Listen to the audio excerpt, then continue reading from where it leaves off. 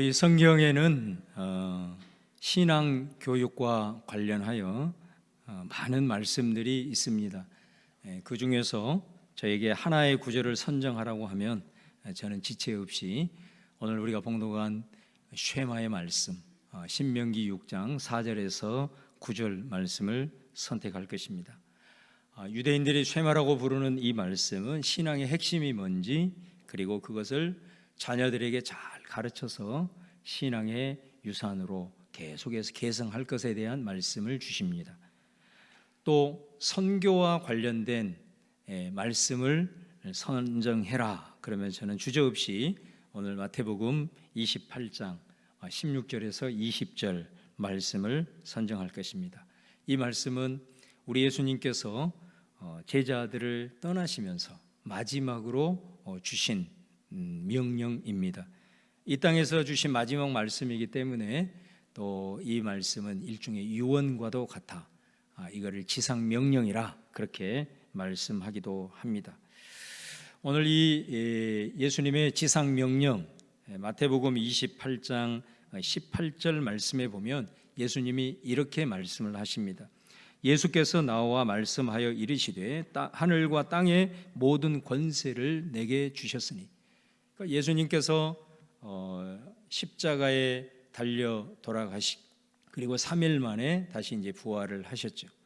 그리고 이 땅에서 한 40여일 동안 제자들과 이렇게 함께 계시다가 이제 예수님이 아버지에게 가는 승천의 장면에서 예수님이 직접 지금 이 말씀을 하고 계십니다. 여러분, 이 말씀의 의미를 조금 더 설명을 하는, 아주 잘 우리로 하여금 이해하게 하는 구절이 빌립보서 2장 말씀입니다. 2장 8절에서 10절 말씀해 보시면, 사람의 모양으로 나타나사 자기를 낮추시고 죽기까지 복종하셨으니 곧 십자가에 죽으심이라.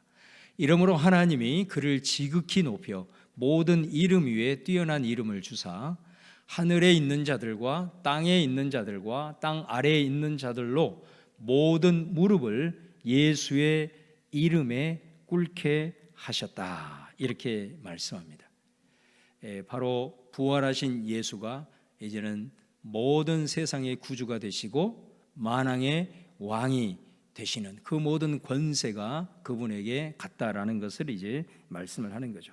바로 이 사실을, 예수님께서 말씀하신 하늘과 땅의 모든 권세가 예수에게 주어졌다라고 하는 세상의 구주 되신 예수 그리스도, 그리고 만왕의 왕 되신 예수 그리스도를 전하는 것을 우리는 전도라고 말을 합니다. 이 사실을 알지 못하는 사람들에게 알리고, 알면서도 거부한 사람들에게는 그들이 받을 대가와 형벌에 대해서도 알려야 하는 것이죠. 예수님은 이 소식을 알리도록 하기 위해서 선택한 사람들이 바로 12 제자들입니다. 그들로 하여금 바로 이 예수 그리스도가 모든 하늘과 땅의 권세를 가지고 있는 분임을 증거하라고 그들에게 지금 명령을 주고 있는 것입니다. 그런데 이거는 여러분 단순히 제자들에게만 준 것이 아니죠.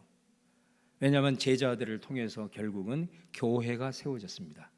그래서 이거는 교회를 통해서 이 주님의 명령이 지속적으로 수행되도록 그렇게 말씀하고 계시는 것입니다. 여러분, 옛날 왕이 통치하던 시대에 그 왕의 명령을 어명이라고 그랬잖아요. 그 어명을 이제 전하는 사람들이 나옵니다. 그래서 이 사극을 통면 그런 장면이 곳곳에 이렇게 나오게 되는데, 예를 들면 뭐 암행의사 같은 사람. 그래서 이 왕의 어명을 받아가지고 지방으로 가서 그 얘기를 전할 때에 여러분 어떤 장면이 주로 이렇게 펼쳐지던가요? 그 사람을 마치 왕을 맞이하듯이, 그리고 그 지방을 다스리고 있는 그 수령들이나 또 지방 장관들까지도 막 엎드려서 그 사람을 맞이하는 것을 우리가 볼 수가 있습니다. 왕의 명령, 어명을 전하는 것이 얼마나 대단한 위치냐, 그리고 얼마나 대단한 특권이냐, 그러니 그들에게는 얼마나 큰 자부심을 가지고 있었겠느냐 하는 것입니다. 여러분, 우리가 이처럼 알리고 전하는 이 왕의 명령을 전하고 알리는 것이 이처럼 특별한 것이다라는 것을 우리가 알아야 된다는 것입니다.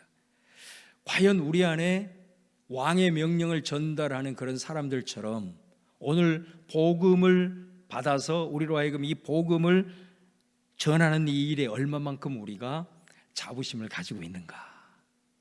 우리 자신을 이렇게 돌아볼 때에 그러지 못하고 있는 우리들의 모습을 봅니다. 그 이유가 뭐냐? 저는 한 두 가지로 봅니다. 첫 번째는 뭐냐면 주님이 바로 이 하늘과 땅을 다스리는 주권자라는 사실을 우리가 순간순간 잊어버리기 때문에 그렇습니다. 여러분, 하나님께서 예수 그리스도를 통해서 하늘을 다스리시고 모든 영적인 세계를 다스리시고 그리고 이 땅을 여전히 통치하시는 만왕의 왕이심을 믿습니까? 우리가 이 주권자 되신 예수 그리스도를 자꾸 잊어버린다라는 것입니다. 그리고 또 하나는 우리가 그 일을 전하는 데 있어서 특별히 부름받았다라고 하는 사실이 얼마나 엄청난 특권이고 그것이 큰 은혜다라는 것을 우리 스스로가 깨닫지 못할 때가 많다라는 것입니다. 여러분, 사실 우리가 전하는 이거는 세상을 향한 가장 기쁜 소식이고 복된 소식입니다. 그래서 이거를 복음이라고 얘기를 하지 않습니까? 사실은 왜 그것이 가장 기쁜 소식이고 좋은 소식이고 복된 소식이냐면 이거는 생명과 죽음의 문제이기 때문에 그렇습니다. 단순히 육신의 죽음이야 삶이 아니라 영원한 생명과 죽음을 결정짓는 일을 우리가 전하고 있기 때문에 이 일이 너무너무 중요한 일이다라는 것입니다.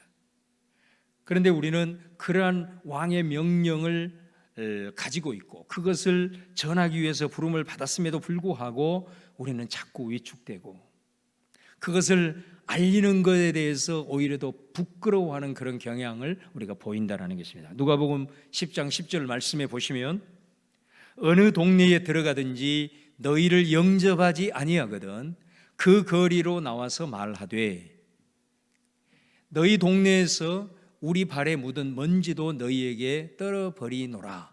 그러나 하나님의 나라가 가까이 온 줄 알라 하라. 예수님이 제자들을 파송하시면서 하신 말씀이거든요. 여러분, 이 말씀 속에 얼마나 그 당당함이 느껴지지 않습니까? 너희가 하나님의 나라가 가까이 왔다고 선포를 할 때에 그 말씀을 받아들이지 아니하면 그 동네에서 나올 때 그 동네에서 묻힌 네 신발에 먼지를 떨어버려라. 당당함이 느껴지지 않습니까, 여러분? 우리는 이런 권세를 가지고 있는 사람들이다라는 거죠. 우리가 위축될 사람들이 아니다라는 거죠.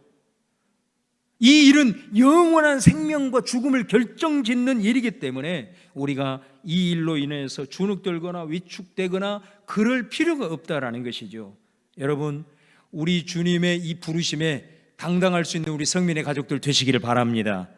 여러분, 주님께서 맡겨주신 이 일에 대한 무엇보다도 내 속에 자부심을 가질 수 있기를 주님의 이름으로 축원합니다.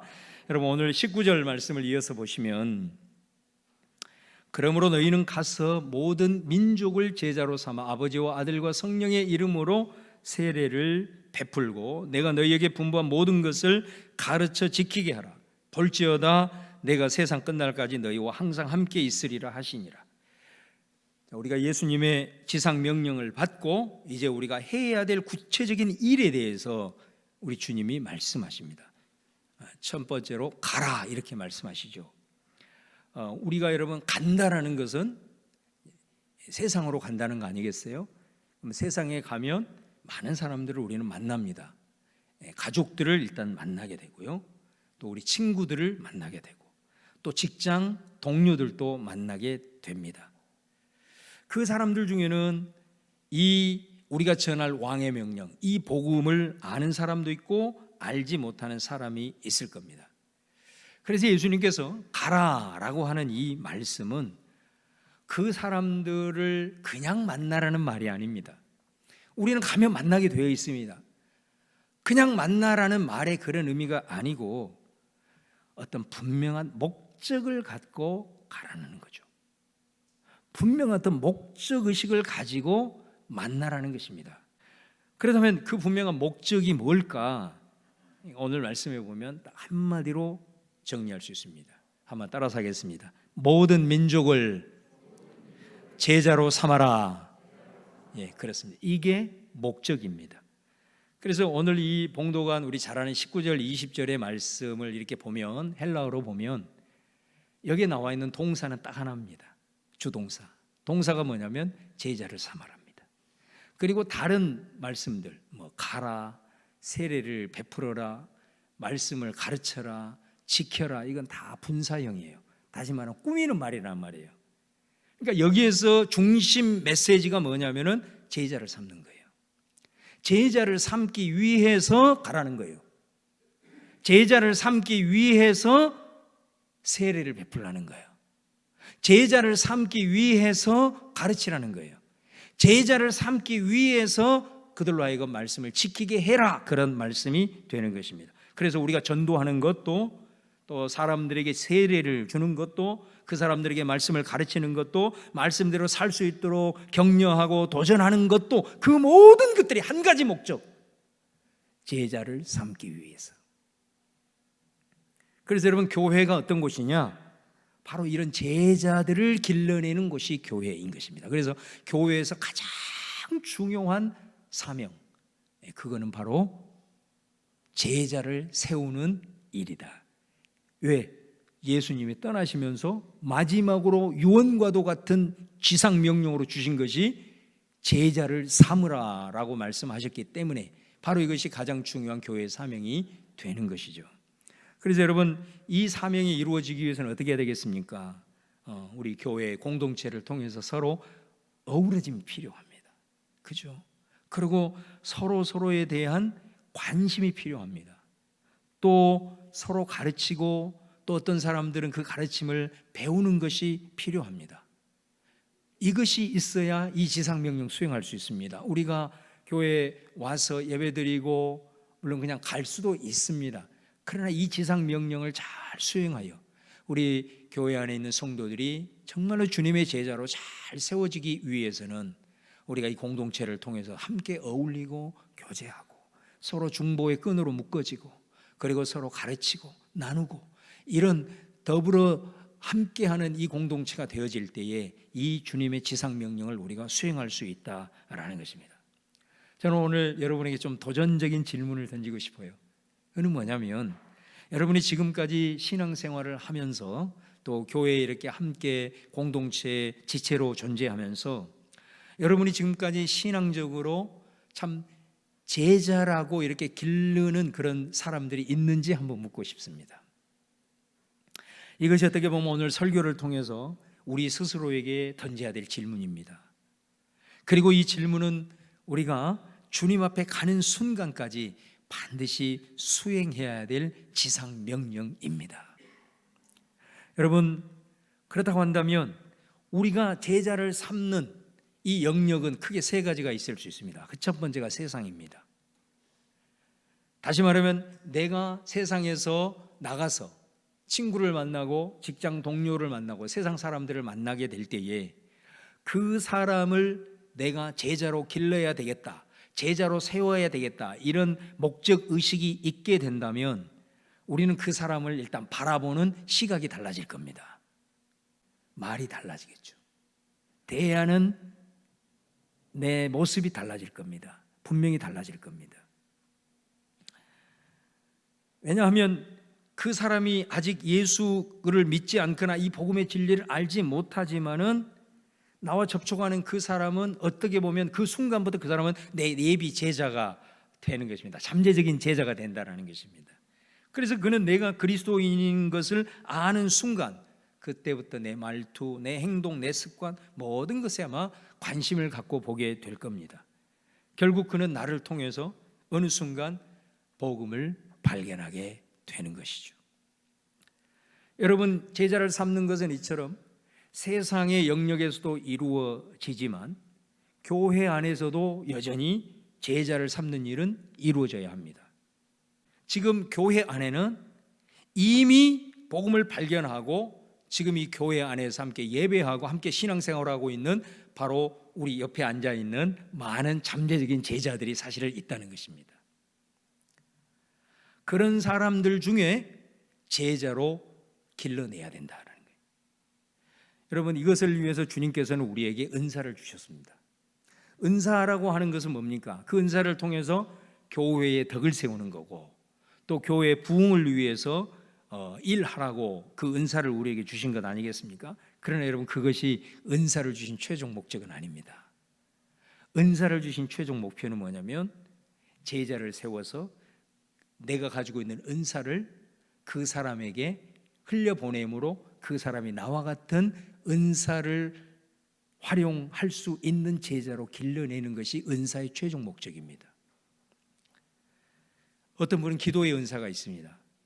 기도로 성도를 섬기고 또 교회를 섬기고 열방을 위해서 중보합니다. 참으로 귀한 일입니다. 그러나 그것이 최종 목표가 아니라는 것입니다. 그 기도의 은사를 가지고 있는 사람의 최종 목표는 뭐냐면 나와 같은 기도의 제자를 세우는 것이 최종 목표입니다. 적어도 한 사람은 세워야 합니다. 가르치는 은사가 있을 수 있습니다. 그 은사를 통해서 아이들을 가르치고 구역원들을 가르치고 또 그런 직분이 없어도 성도들 한 사람 한 사람에게 1대1로 계속해서 말씀을 가르치는 분들도 있습니다. 그것도 참으로 귀한 사명입니다만은 그 은사도 그것이 최종 목적이 아니라는 것입니다. 그럼 그 사람에게 있어서 하나님께서 은사를 주신 최종 목적이 뭐냐? 나와 같은 교사로 한 사람을 세우는 것입니다. 단순히 가르치고 끝내는 것이 아니라 내 뒤를 이을 교사 한 사람을 내가 세워야 한다라는 것입니다. 여러분, 세상 일도 마찬가지입니다. 교회 일은 더더욱 그렇습니다. 나 혼자 잘한다고 되는 것이 아닙니다. 진짜 잘한 사람은 어떤 사람이냐면요, 제자를 키우는 사람입니다. 자기의 뒤를 이을 후계자를 세우는 사람이 진짜 잘하는 사람입니다.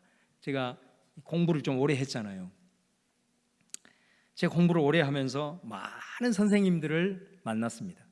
진짜 강의를 탁월하게 하신 교수님들이 계십니다. 그 교수님들은 학생들한테 얼마나 인기가 좋은지를 모릅니다. 강의할 때 사람들을 끌고 다닐 정도로 몰려듭니다. 그런데 그 중에 그런 교수님들 중에는 은퇴할 때 너무 초라한 분들도 봤습니다. 근데 사실은 그렇게 강의를 썩 잘하거나 인기가 좋지 않았다 할지라도 은퇴를 하는데 기념 논문집이 나오고 그리고 막 풍성한 연회를 열어주는 그런 교수님들이 계세요. 그 차이는 단 하나입니다. 제자를 키운 겁니다. 한 사람, 자기 학풍을 계승시키기 위해서 한 사람, 두 사람, 그 사람에게 집중을 해서 자기 제자를 길러놓은 겁니다. 그러니까 그 제자들이 그 스승이 은퇴를 하니까 기념 논문집을 내주고 그 학풍을 계승하더라라는 것입니다. 여러분, 기억하십시오. 우리 주님의 지상 명령은 교회 안에서 제자를 세우는 것입니다. 제자를 삼는 것입니다. 또 이 제자 삼는 사역은 가정 안에서도 이루어져야 합니다. 오늘 쉐마의 말씀을 보시면 신명기 6장 5절에 너는 마음을 다하고 뜻을 다하고 힘을 다해 네 하나님 여호와를 사랑하라. 가장 큰 계명이죠. 하나님을 전심으로 사랑하는 것, 신앙의 시작과 끝이라고 할 수 있습니다.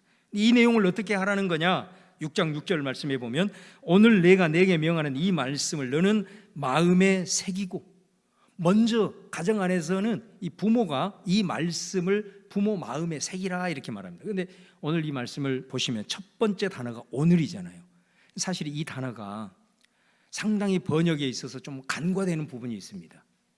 원래 이 오늘이라고 하는 이 단어는요, 어떤 의미를 가지고 있냐면 하루의 기간을 말합니다.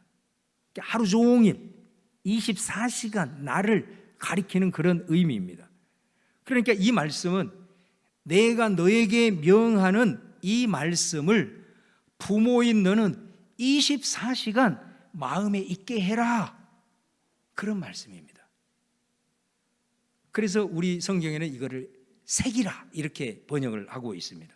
그러니까 항상 부모의 마음에 이 쉐마의 말씀이 그 부모의 마음에 늘 머물러 있기 때문에 하루 종일 그 부모님과 만나는 아이들은 가르치든 아니면 모습을 보든 간에 배움을 가진다는 거죠. 그래서 오늘 7절에서 9절 말씀해 보면 네 자녀에게 부지런히 가르치며 집에 앉았을 때든지 길을 갈 때든지 누워 있을 때든지 일어날 때든지 말씀을 강론하고 너는 또 그것을 네 손목에 매어 기호를 삼고 네 미간에 붙어 표로 삼고 네 문설주와 바깥문에 기록할지니라.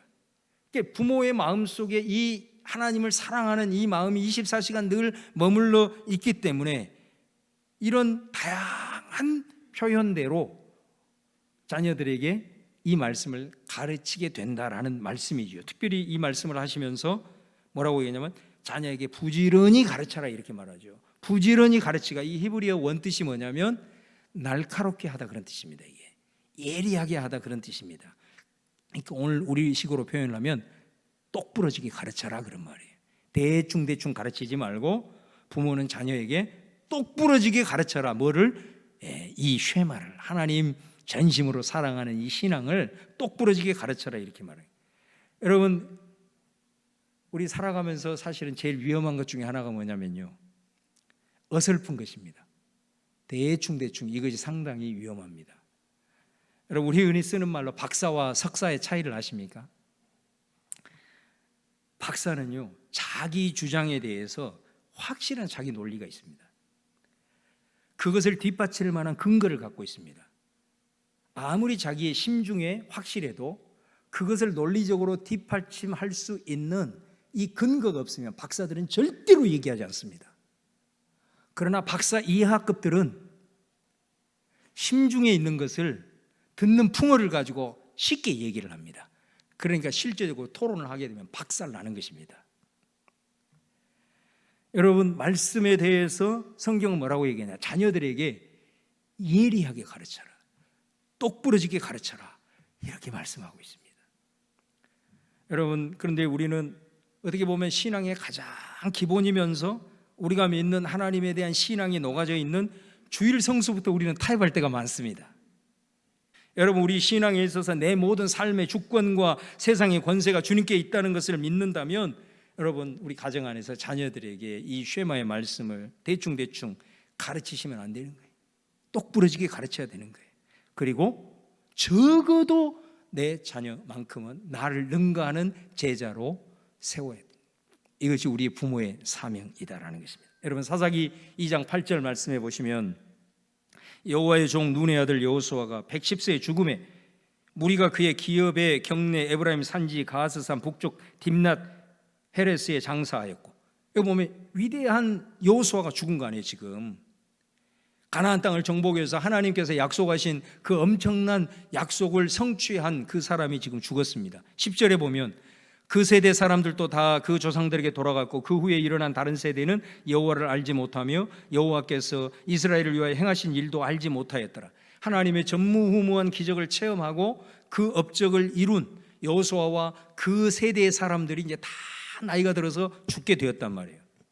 그런데 어떻습니까? 그 다음 세대들은 하나님을 모른대요. 그 다음 세대들은 하나님이 무슨 일을 행했는지를 모른다는 거예요. 그래서 그 결과가 어떻게 되었습니까? 11절에 보면 이스라엘 자손이 여호와의 목전에 악을 행하여 바알들을 섬기며, 비극이 다른 것이 아니다라는 것입니다. 아무리 내가 이 땅을 살아가면서 위대한 일을 했어도, 교회 안에서 수많은 업적을 남겨도, 그리고 부모의 자녀에게 완벽한 부모의 역할을 했어도 신앙의 제자로서 세우지 못하면 그것은 아니다라는 거예요. 하나님 앞에 가서도 책망받을 수 있어요. 왜? 네 왜 지상사명 감당하지 못했냐라고. 저는 오늘 2021년 가정의 달을 마무리하면서 그리고 다음 주 선교주의를 앞두면서 오늘 이 쉐마의 말씀과 그리고 이 지상명령의 말씀을 통해서 우리가 한 가지 공통점을 발견할 수가 있다 이거예요. 그거는 뭐냐면 세상에서 만나는 이들, 또 가정에서는 내 자녀, 그리고 교회에서는 한 사람, 제자를 길러야 된다. 이게 지상명령이에요. 그리고 그 한 사람을 위해서 투자하고 그 한 사람을 위해서 제자로 세우는, 여러분, 우리가 신앙생활을 하고 또 살아나갈 때 모든 사람에게 잘하려고 너무 애를 쓰지 마십시오. 그것도 피곤한 일입니다. 한순간에 내가 인정받고 인기 스타가 될 수 있어도 남는 것은 별로 없습니다. 중요한 것은 지금부터 주님 부르신 그날까지 제자를 세우는 일에 헌신하셔야 됩니다. 직장에서 만나는 사람들, 내 제자다라는 관점을 가지고 바라보시고요. 가정 안에서는 똑부러지게 신앙을 교육하시고요. 교회 안에서는 한 사람을 선택해서 그 한 사람을 위해서 기도해주고, 그 한 사람을 위해서 나눠주고, 그 한 사람을 위해서 가르치시고, 그 한 사람과 교제하시면서 여러분과 같은 훌륭한 제자 한 사람을 교회 안에서 꼭 키우십시오.